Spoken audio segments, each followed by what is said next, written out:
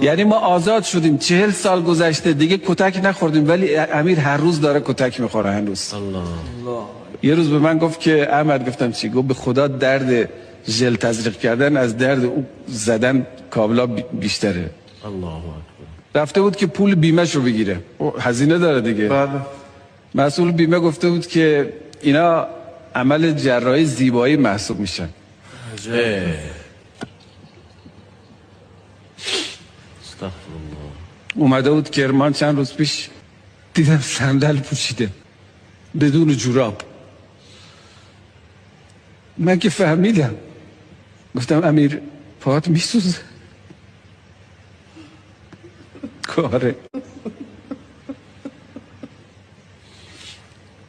پاش میسوزه، نمیتونه جوراب بپوشه.